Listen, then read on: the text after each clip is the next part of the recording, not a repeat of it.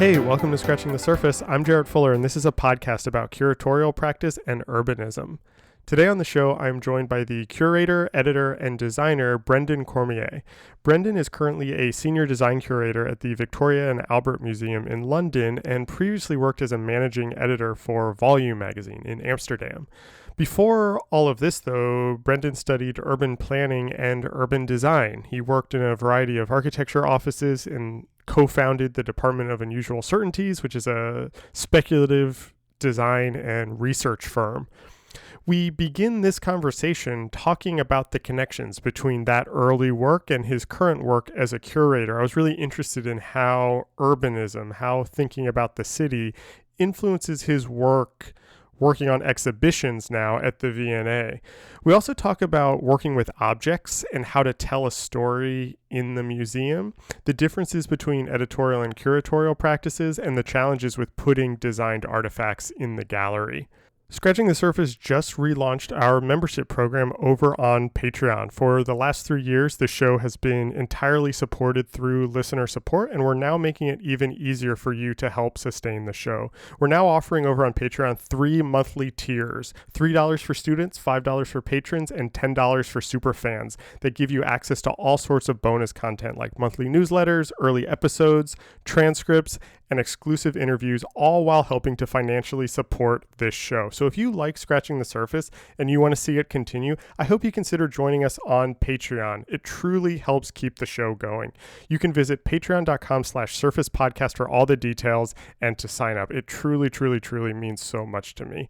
Thank you, as always, for listening, and here is my conversation with Brendan Cormier.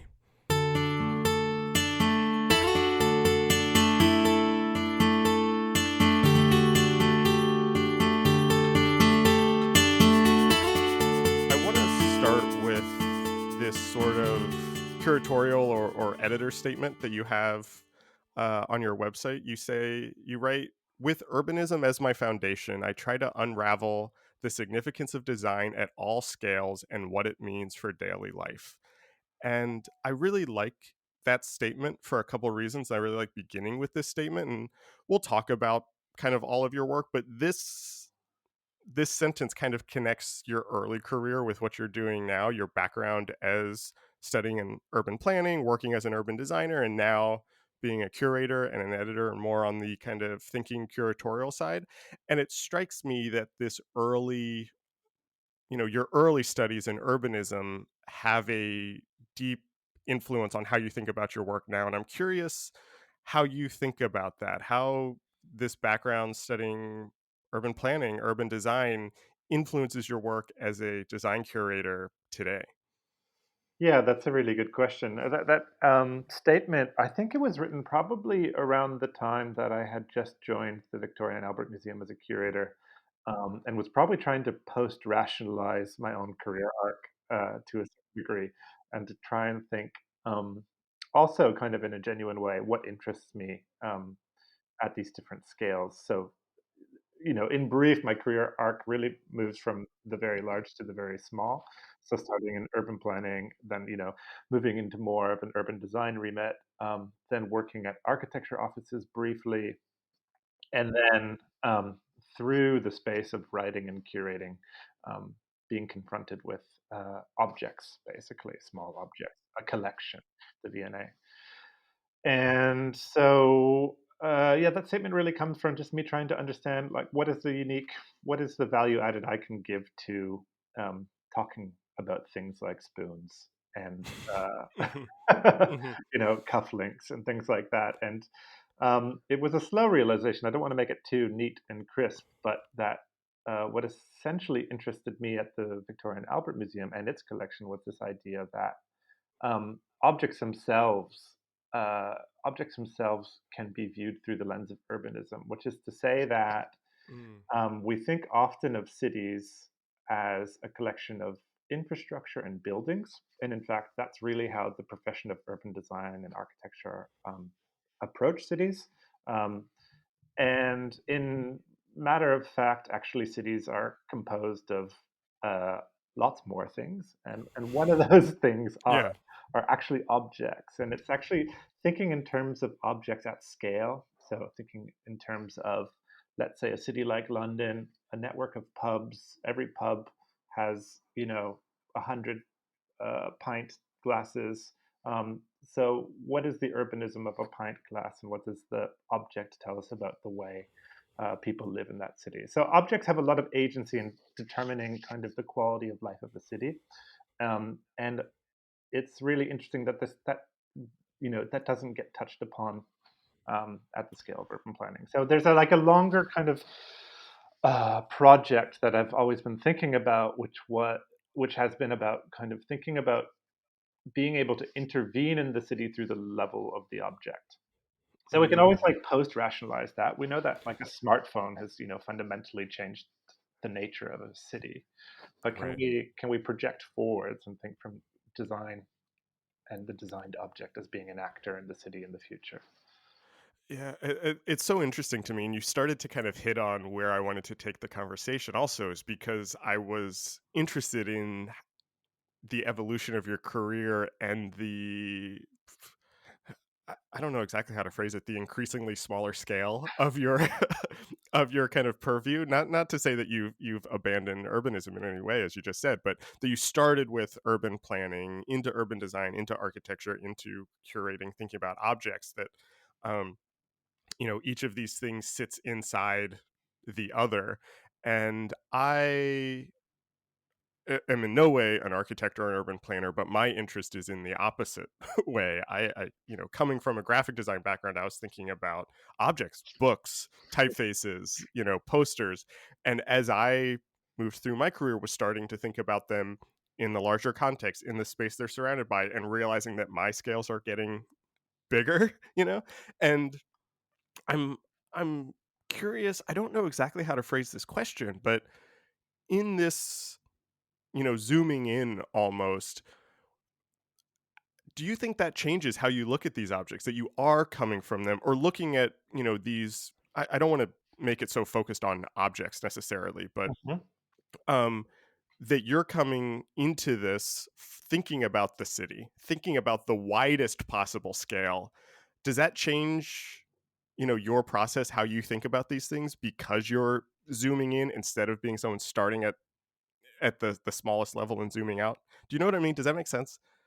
Yeah, I mean, I think in general, it's an interesting conundrum, I think, in design in general right now. This whole idea that I mentioned about kind of thinking at scale and being able to zoom in and Yeah. zoom out.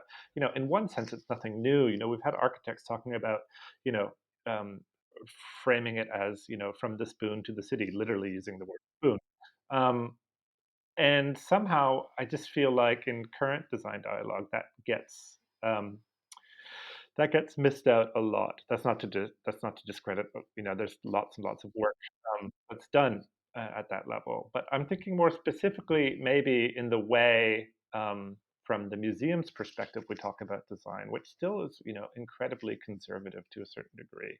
There are a few maxims on exhibition making and determining a public program that people tend to stick to because they know that draws a good audience. So one of them is a biographical show. So focusing really on the author and the author's work. And then the other one is thinking in terms of chronology.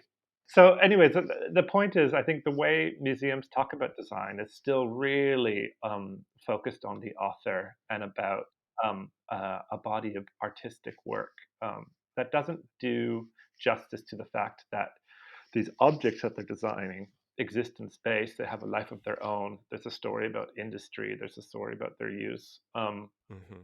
that gets often overlooked. So that's kind of what interests me more than these kinds of biographical shows. Like thinking about something like the history of Tonnet. Tonnet's a really good example of a Hmm. chair because it's the most mass-produced chair in the world, and so it's been really well documented. Um, and so, because of that documentation, we can start to kind of understand the role a chair plays in the development of the Right. last 150 years. But we still don't do it a lot. When you think about the time and place that tonic comes around, it's inventing a mass producible way to make a chair right at the time that cities are expanding, growing really rapidly, and we see the emergence of new typologies. So things like the cafe, but also the need for mass assembly more and more. And so you need, similar to another kind of famous chair, the Navy chair, you have kind of Right. corporations who need to buy lots and lots of chairs. And so these changes occurring in society and in the city, um, you can't really describe the Tonnet chair itself without understanding Hmm. the effect on the city. And so those are the narratives that really interest me. I'd like to kind of uh, put this in the context of your work Sure. and kind of figure out how you got interested in that narrative, Yeah. actually. And so, as we started the conversation, you studied urban planning, you studied urban design, you worked a little bit in architecture studios. Can you talk a little bit about where this interest in kind of thinking about these scales and how these scales relate to each other, Hmm. and this kind of evolution from planning to design to, I guess, editing and curating, and kind of more about thinking about them? Yeah, I can give you a kind of bottled history of my very winding Mhm. career trajectory. And I think Okay. in trying to, and I think it would all stem back from a deep dissatisfaction with the way urban planning and urban design operates. So I trained as an Mm, urban planner. That was my bachelor's degree. I quite quickly grew frustrated with the profession because it wasn't able to think in terms of design. Um, mm, the separation in North America between planning and design um, is quite drastic, so that you have planning schools kind of sit apart from any notion of design, which then went to architecture schools. right. But planning was really policy based, and it was very frustrating that we weren't given the tools to be able to kind of literally visualize what we think the city should look like. So Mm, I went from there to a master's degree in Germany at the Bauhaus Universität to study urban design, let's say, or urbanism. It all kind of gets mm. muddled up. Um, but specifically wanted to be closer to architects and to kind of learn the tools of visualization so that at least, you know, for myself, I would have more power to kind of um, to draw out or visualize what Right. I think the city should look like. And from there, worked at a few architecture offices to get those kinds of skills as well. In Holland, where they're very, very good at urban design and doing wonderful things. Yeah. And then the 2008 crisis happened. I was jobless and ended up going back to Canada, where I'm from, to Toronto. Worked at an office there, actually with a friend of mine from my undergrad.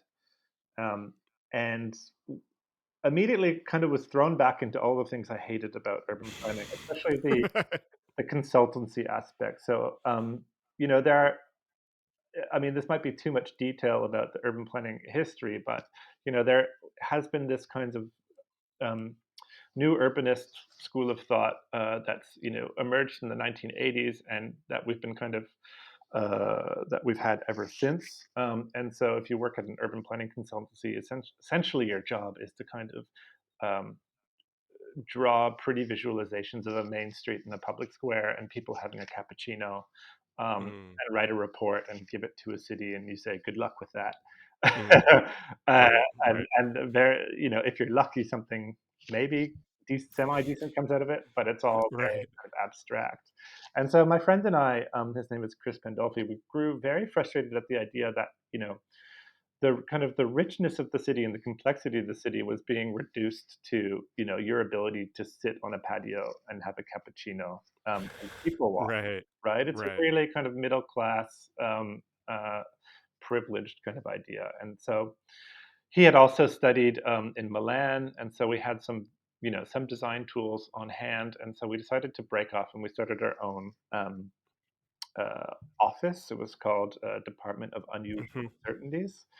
And we didn't really know what we wanted to do with that office, but we definitely knew what we didn't want to do. We didn't want to be another urban planning consultancy that did that kind of thing. So we started to Right. engage a lot in research projects about the city that interested us, and to try and use our visualization and communication skills Mm. to add another layer of understanding to the city. And all these projects were really, I think, at that moment, this is in our late 20s, this is around 2009, 2010, we're just trying to see what we're just playing with the medium and seeing what we could do. So we did a project where we visualized bee habitat in the city of Toronto, for example.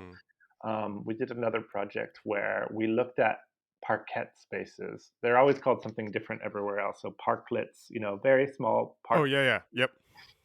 Usually, these are accidents of the urban planning system. They're these bizarre leftover spaces that then get Right.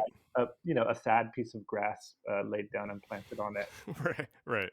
And so we did a whole project, a publication and an exhibition that was just saying, if you add up all these park spaces, you have a significant sized park, but each of these park spaces on their own, don't do anything. So can you think rather than thinking in terms of an individual design project for each parquet, can you think of them as a network? And Mm. can that Mhm. provide another Mhm. layer to the city that's interesting?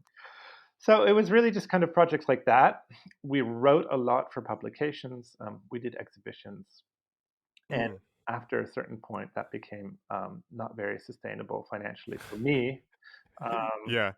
and this kind of golden opportunity arose where Volume magazine in Amsterdam were looking for a managing editor, and I was interested in moving back to Europe at that time and having Mm. a little bit more of a stable income. I Mhm. should say it sounds really fancy that we had the studio, but we were literally kind of, um, running the studio from 9 to 5, and then at 6 p.m. putting on black pants and a white shirt and catering events around Toronto. Okay. So we were. Okay. I was I think it's really important to kind of mention these things, yeah. speaking in public, because people often might get the wrong idea that one can make a sustainable living kind of doing speculative research. I really appreciate you saying that because I was going to ask where these projects were coming from, if they were Yeah, so yeah. I think we did what everybody else did. We wrote grants, but Okay. the grant system in Canada is probably similar to in the States, where there's not a ton of money for design, so you end up having to frame a lot of your projects as art, which is somewhat problematic. We did some teaching and then we created on the side. So you make it work somehow. And now I should say that actually Chris runs Department of Unusual Certainties in Toronto, and it's evolved since then, and it's its own kind of proper practice. So it's a good news story in the end. Before we move on to volume, I have one Yeah, other question about Department of Unusual Certainties because yeah. it sounds like in prepping for this and in looking over your background, I had a sense that co-founding that, kind of thinking about it from a kind of research and design perspective, seemed like an interesting turning point in your career. Mhm. Frankly, in that it was the place where you started to incorporate writing and curating and speculation that then has become what you've made your career since. Was that the first time you were kind of thinking about publishing publications, writing texts, that your work could be curatorial in some form? Was that something that you were interested in before? Did you kind of, because of the studio, just kind of start doing it? Well, I had always been interested before in writing Okay. in general, Okay. and had written a few pieces for some independent magazines. There's one Mm, called Spacing in Toronto that emerged in the early 2000s. So that was a great platform to get some writing done, especially about public spaces in the city. mm. I'd been doing that. I had started, in my early 20s, a very, very crappy zine with a friend. Right. I As we all have.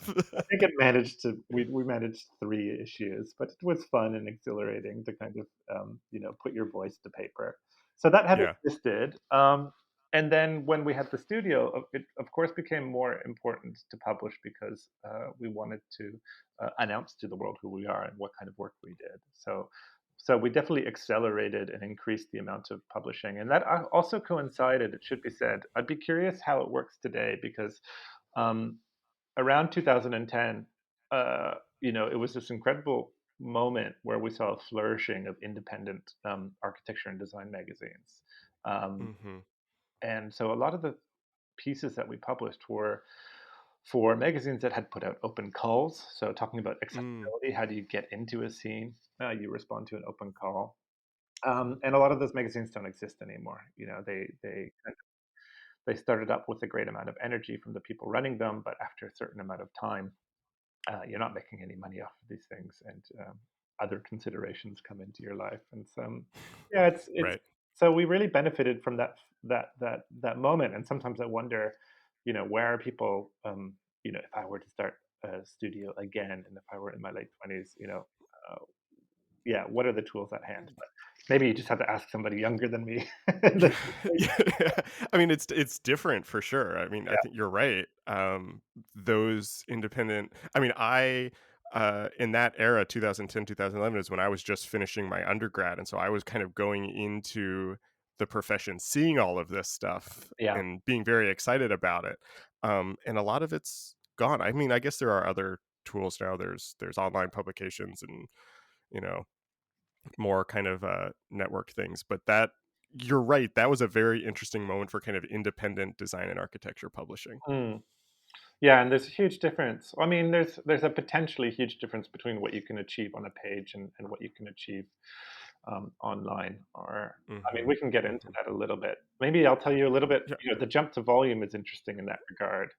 So yeah. I wanted to ask about volume next and kind of what that transition was like, and even just as simple as it sounds, what the role of a managing editor at a publication like Volume yeah, entails. yeah, sure, yeah. So yeah, I had never been an editor before, so it was a big jump. I interviewed and Hmm. they said they hired me, and I flew over to Holland.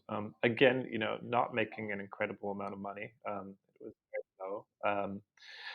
But I guess what had originally, so I had originally seen Volume magazine when I was first in Holland in the mid 2000s when I was working at architecture offices, and I just loved it. I just completely was Yeah, yeah.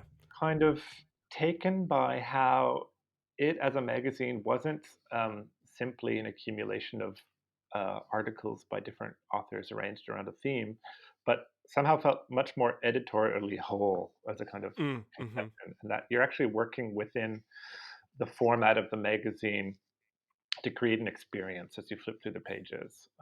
Right. And only later did I kind of discover I was a late discoverer of Colors magazine. Um, Oh, yeah. which really mastered kind of that whole idea that you're not just assembling different articles, but you're creating almost a, I hate kind of saying exhibit, moving from one format to the other, saying, an exhibition on pages, but there was a lot of clever work in the way you would experience moving from one page to the other and the way the words were arranged on the page that goes Mm, much beyond an academic journal. And I suppose that's kind of what I'm missing again today in the publishing landscape, mm, kind of creativity. And the other yeah. thing that I really liked about Volume, lots of magazines would do themed issues. They'd be like, "This is the skyscraper issue," or "This is the landscape issue." And it's a problem I have even with curating. It's a problem I have with editorial is this notion of kind of curating by topic or curating by noun rather than curating by idea. And so Volume was really good at putting forth an idea in every issue, or a thesis, or something that they wanted to probe. And it didn't matter kind of how outlandish it was, it was your beginning point and then you made the whole issue. So that's what drew me to that magazine. And then I went to Amsterdam to work there.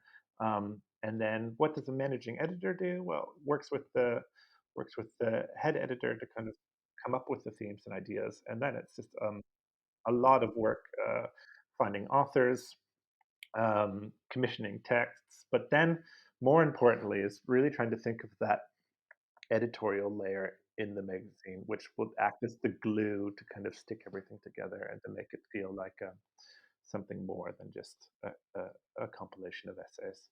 You've described your role at Volume as also a curatorial. I've heard you refer to that as feeling like a curatorial role, and even the way you're talking about it now, it sounds, Yeah, equally editorial and curatorial. I'm curious, and you said something interesting where you said you hate describing it as an exhibition on the page. Can you talk a little bit about editor versus curator, or editorial versus curator, or publication versus exhibition, and how you see those come together and how you see those diverge? yeah.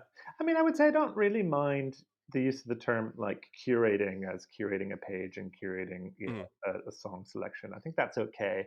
What I find problematic is when we use the term exhibition, and this is actually more towards the online world, and we say an online exhibition, which we've been talking a lot about lately because of the pandemic. And so it's just that the idea for me is that as a communicator, as somebody who wants to put forth ideas, you always have a range of formats and media at your disposal, and each of those have their own unique kind of characteristics and traits and capacities to communicate in different ways. So an exhibition is one, a magazine is another, a website is another thing altogether.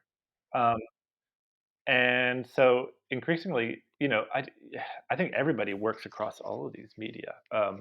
Certainly when yeah. you're a curator, you're making catalogs and texts. But I don't think enough thought really goes into kind of um, uh, the different capacities of each of these media and what they can do and how they can deliver things. And that kind of nuance is really interesting. So editorial versus curator. Um, in that sense, I would just say, editorial versus exhibition maker maybe is probably a better distinction, because then we get away from that kind of nasty catch-all quality of curators that is today. Um, I think in one sense they are the same in that it's the same idea that you're trying to put a story forward or yeah, communicate an idea. And then, of course, fundamentally different because you're with an exhibition working with objects and with uh, editorial, Mm, either working online or working with a page. And so, thinking from a design perspective, at that, it's really interesting. A big problem I find in curating is actually the other way around, so that people have an idea. They think of their idea primarily in terms of words. They can write a brief, hmm. so they're communicating to you with words. But at the end of the day, exhibition making is all about communicating with three-dimensional space and objects and visual things. You have a label that is one of the things at your disposal for an exhibition, but you always have to curate an exhibition keeping in mind that there is going to be a substantial amount of people who will never read the label. Right, right. so And so time and time again, people go, "Oh, I have this great idea for an exhibition," and they don't have any idea of what the objects are in the exhibition. Yeah. And it's not that that can't not be done, but it makes your job a lot harder um, if you're approaching an exhibition from the wrong way around in that sense. Yeah, I know exactly what you mean. I actually just had a conversation on the podcast with Robert Wiesenberger, who's a curator at the Clark Museum, and used to be at the Harvard Art Museum working with the Bauhaus collection, and Mm, he's also a writer. And curating is something that I'm very interested in. Um, and would like to do more of. I have very little experience in the curatorial side, and the part where I get hung up there is exactly what you just said. I know how to have an idea or a question, or something that I want to probe and explore. I know how to do that through writing. I know how to structure an essay. I know how to research. But then to think about moving that to a three-dimensional space, thinking about objects, thinking about how those objects can tell the story. Um, I have no idea how how to do that. And I imagine that perhaps is maybe the biggest difference between volume and then your work at the V&A. What was that jump like? Or did you have an interest or an ambition in moving off the page and thinking about how to tell these stories or ask these questions through objects? Was that um, can you talk a little bit about that kind of intellectual jump? Yeah, sure. I mean, I should say before that with Department of Unusual Certainties, we were making exhibitions, but they were more like installations, and they were more like three-dimensional um, information visualizations, so to speak. So that had already interested me. But you're absolutely right. Is that the actual act of working with an object I had never done before, and of course it was hugely intimidating. Um, Yeah. if you come from an architecture background, you tend to have a kind of smugness and think that you know about other Yeah, this Yeah. everybody knows that, right? Every architect thinks they're a great graphic designer, for instance. Um, and then when I first came to the V&A, I was completely overwhelmed with my own stupidity, based around general design history. And having conversations with other curators where I was just wildly mispronouncing the names of very famous people. uh, I had just read their name for the first time today, in a textbook. But I have to say, it's been a slow journey for me to really understand this idea of how to present an object and not how to present a text. So I would actually Mm, say, the first shows I did, the first one was the reason I was hired at the V&A was to do a show in Shenzhen in China, right. using only V&A objects. Um, so it was going to be a kind of gallery of 20th and 21st century design, and kind of making a selection from the 1.2 million objects we have in the collection, and to bring it out over there. And so I was doing that kind of classic thing that I said you probably shouldn't do, which is kind of constructing a complicated narrative, that I would expect people to read the labels to understand. And then slowly starting to understand that actually some objects are better than others at communicating an idea. Um, and so it's not always like, putting the most historically correct object on a display isn't always the best way to communicate what you want to communicate. So, like for instance, John Haberkin has these amazing Heineken bottles that he designed, um, as bricks. So you've got a pint-sized bottle and then a half-pint-sized bottle. So you've got these two sizes. They're these kind of strange rectangle bricks that slot into each other, and you can build a house out of it. Mm, And so it's a fantastic idea of thinking through an object and how an object can perform multiple purposes, its afterlife, thinking about waste, thinking about construction, thinking about how an object can have an expanded life beyond its initial use. And of course, as an object, it was completely a failure. They designed it, and then I think the story is that the legal department of Heineken said this is too much of a liability. If a glass brick house made of our bottles collapses, we'll be sued. And so they never actually seriously pursued it. But mm. the visuality, like the way you can look at the object and kind of immediately understand what it's trying to do, makes it a very powerful object for display. Versus so many other things which are so difficult to display and don't really say much. So, for instance, like I'm very much interested in the maker community, and Mm, things like Arduino, and kind of the ability of these microprocessors to kind of uh, engage a whole community, and to think a different way about electronics and computation. At the end of the day, though, you're looking at a circuit board, when you put it on this. mm, Um, mhm. but these objects all have kind of pros and cons, and it's not, you really need to start with that kind of image of the object and what it's saying and its ability to kind of communicate an idea rather than the most,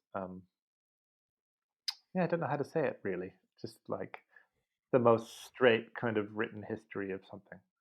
I'm thinking about how we started the conversation and kind of this changing of scales, Hmm. even going from urbanism down to the object.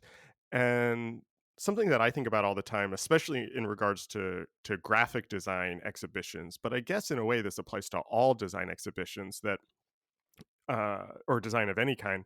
When you put it in the museum, you remove it from that context or from the infrastructure that created it or through which it originally lived. Hmm. And I'm curious if you have thoughts on that, and how you know how do you help tell that story, that this is a thing that lives within a city and has been influenced by that city or context or place or whatever.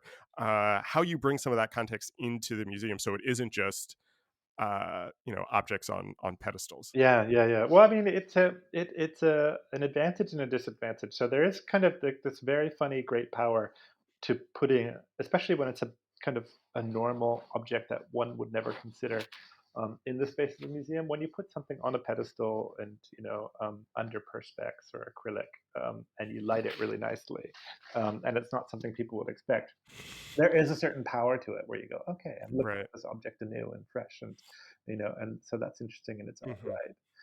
In terms of kind of the use, I mean, now you're touching on a huge issue, which is really problematic with museum collections in general, which is once you assign something to a collection, you're so limited with actually how you can display it. And there's this whole Hmm. litany of kind of conservation standards. You talk about graphic work, then everything has to be lit at a very low level. Daylight. Forget about it. Um, Right. Obviously, touching is a no-go zone, and so you're actually very limited with museum collections, and so there needs to be a lot more creativity, I think, and willingness to kind of be able to use things that aren't collected. In terms of telling the story of the lives of the objects, I use film a lot in Mm. my exhibitions. And when I'm doing an exhibition, I always try and claw back as much as possible a budget so that we can work with the filmmaker from the beginning, because otherwise, you'll lose the budget to marketing or something else. Right, right, right. I mean, it's a fierce world, exhibition making at large museums. There's a pot of money and everybody wants it, and you have to be really upfront with what the needs of the exhibition are early. So I did a show about cars. That's the last big Yeah, major exhibition I yeah. did last year, and that was actually given to me. It's kind of hilarious because I don't have a driver's license, and as an urban planner, kind of have been raised to think that the car is more or less the devil Right, on the right. city, especially coming from North America. But I thought, conceptually, if we're going to talk about design and we're going to talk about the agency of design, and this whole idea I had brought up earlier about designed objects as actors that affect, what our cities look like. There's no better object to talk about than the automobile. Hmm. Um, so I said yes to that show. But in conceiving that show, of course, we knew that there would be cars and that they would be sitting there. And to a Hmm. certain degree, you can, kind of enjoy and take in the aesthetic qualities of those cars. But so much of the experience of the car, of course, is in the driving, as in the experience of it, the sight, Yeah. the smells and the sounds. So we made sure that we had a huge budget for that, and so we decided to use film in lots of kind of fun different ways that I've never tried before. So one of the things we did is we created very large scale projections that where not much happens, but it takes you to a place that you've never seen before. So we shot inside of the BMW factory in Munich, where Mm. it's all completely automated. Um, and this is in a section where we're looking at the role of the car in how it changed manufacturing. And so, yeah, it's floor to ceiling projection. It's meant to be shot kind of one to one, so that when you're standing in front of this wall projection, you feel Yeah. like you're inside the factory. Um, and again, these are kind of non-narrative films, but they're all about creating atmosphere. And then we did another one on the other side of the room where we talk about landscape, where we have this 20-meter long projection of landscapes from lithium extraction to kind of suggest kind of what the new extraction economy is for cars because of batteries, Mm. to the more kind of iconic image of like an oil field outside of Bakersfield, to a spaghetti junction. So film can be really powerful in terms of that. And then the other thing, which I haven't really explored, is really how to do exhibitions that aren't about looking at objects, but are about creating experiences. And I think with objects, that's Mm. really there's a lot of potential there. And if our goal is, on one hand, to kind of bring this is, I might be going maybe off piece too much, but one thing I just No, go for it. Go for it. well, one thing I just really love, and I think, if our goal is to kind of demystify design and kind of explain design and show how design is done to a certain degree, there's nothing Hmm. better than going on a factory tour or visiting somebody's studio or seeing a printing press. Um, Right. and actually experiencing, the mechanics of how the stuff is made. Um, More and more so because our understanding of objects is we're so far removed from it now. And Hmm. so one can imagine a museum about design, which is not a museum at all, but is simply like a roving um, uh, open house tour in your city of all the different kind of places stuff is made. I'm glad that you brought up the Cars exhibition because I wanted to ask you. I have just a couple questions to wrap up, but I wanted to ask you about the Cars exhibition because it seems, in a lot of ways, that a lot of what we're talking about could be embodied in that exhibition, or is made manifest through that exhibition, through thinking about how cars have influenced the city and vice versa, going back to the beginning of this conversation. Also thinking about kind of putting objects in a museum. I think cars are an interesting object to Mhm, take out of that context and put into a museum. mhm, But also going back to what you were saying about what you liked about working at Volume is that it wasn't just about a theme or a topic for each issue, but was actually like a question, a point of view. It had something that it wanted to ask about and figure out. And when I think about design exhibitions, those are always my favorite design exhibitions too, where it's not just here's the history of chairs, or here's the history of Russian posters or whatever, but there's actually some sort of point of view, angle, story. And I'm curious if you had that for cars, especially as somebody with an urban planning background. You have an opinion about cars, you do not drive. mhm. Was there a narrative there? Was there some larger idea beyond just this is an exhibition about cars? And then how did you kind of go about doing that, through putting the objects? I guess you're starting to answer that by the films and things like that, but can you talk just a little bit more about that process? Yeah, yeah, sure. So with cars, I mean, it was an incredibly tricky topic because it's so loaded, right? Everybody comes to it Mm, with an opinion, and it seems to be, slightly divided. Either you're a total motorhead, petrol head, or mm. you're an environmentalist who thinks the car is the devil. Yeah. And so I didn't want it to, I knew I wanted to appeal to both of those crowds to a certain Mm, degree. So somehow kind of basically try to, well, let me back up. I mean, I think what we wanted to do, and I intimated it earlier, was the idea that we can use the card to tell a really powerful story about how design has agency in the world, for better and mm, for worse, right? So here's mhm, today's example. Um, and let's just try and unpack that story. And through doing that, kind of maybe demystify some of the things that we've taken for granted. And I think the history of the car is one that um, people actually don't really understand properly about how it became the most kind of popular object, the second most expensive thing you buy in your life, mhm, and to the point where it's completely restructured our cities, and you can't live in many cities without having your own car. And so that story, it was really important to demystify that and just show that actually, at the beginning, the car, like any other new invention, was this thing that didn't have much use.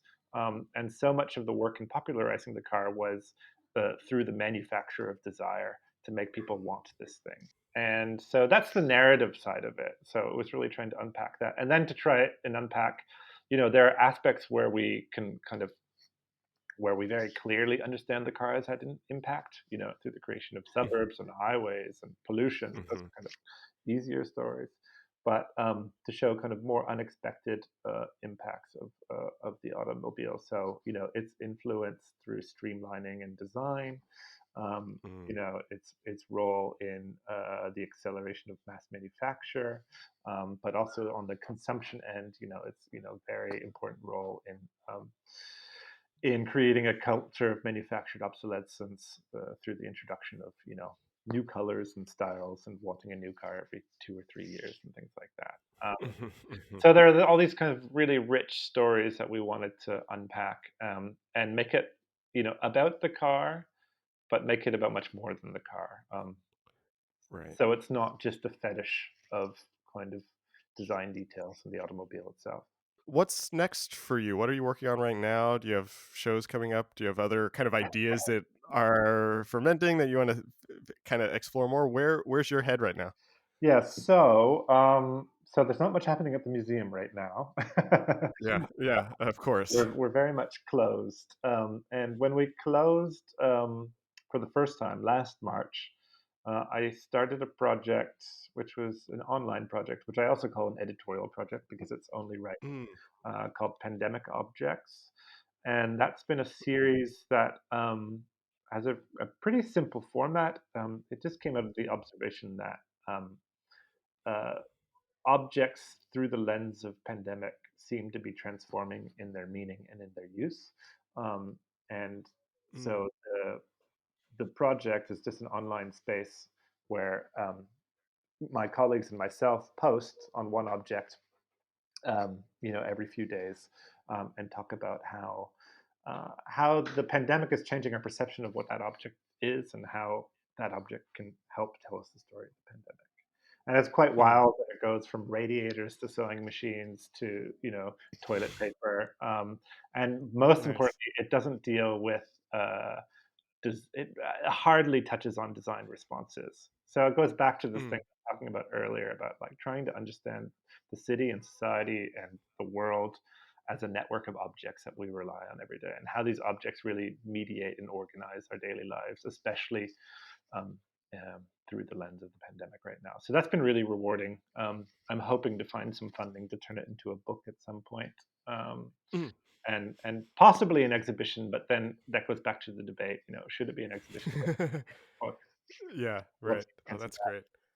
So I'm working on that, and then just kind of looking forward and trying to propose new exhibitions for the museum. So it's, on the one hand, it's been quite frustrating that we've been closed, but on the other hand, it's offered a lot of reflective time to think about um, what next. Yeah. Yeah. That's a perfect segue into my final question. Speaking of reflecting time, I would love to know what you're reading. I want to know what you're reading right now. So I've been doing a lot of cooking, and so Mm. I've got a book about French provincial cooking by Elizabeth David from the '60s, Oh, nice. which I hope to get into, although I find French cuisine really intimidating. Um, Yeah. Yeah. Same.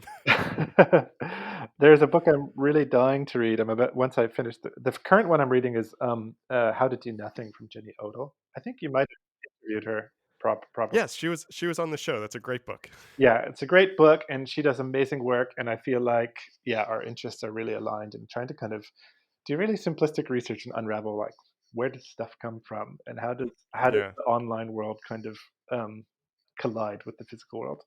So I'm reading that, Yeah. and then there's another really good one called Sinews of War and Trade by Laleh Khalili, Mm. and this is looking at shipping and capitalism through the lens of the Arabian Peninsula. Oh, It's a bit of a interesting. wild card, but I've heard it's really good.